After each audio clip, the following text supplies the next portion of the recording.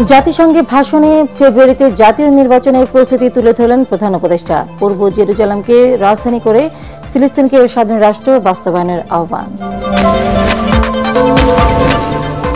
জুলাই সনদ বাস্তবায়নে রাষ্ট্রপতির সাংবিধানিক আদেশ জারির সুযোগ নেই অভিমত বিশেষজ্ঞদের। সুপ্রিম কোর্টের আদেশ ও গণভোটেও বাড়বে জটিলতা।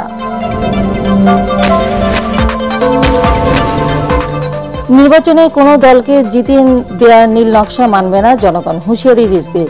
চাঁদাবাজদের বর্জন করবে তরুণ ভোটাররা, মন্তব্য পরোয়ারের। জুলাই যোদ্ধা মাওলানা মামুনের গুম ইস্যুকে কেন্দ্র করে এনসিপির ভাবমূর্তি নষ্ট করতে একটি মহল অপচেষ্টা চালাচ্ছে, অভিযোগ সংগঠনটির আহ্বায়কের। এবং পরীক্ষার সকল ধাপে সফল রাশিয়ায় আবিষ্কৃত ক্যান্সারের টিকা অ্যান্টারুমিন। করোনার মতো ক্যান্সারের টিকাও দেশে আসবে জানালেন গবেষকরা।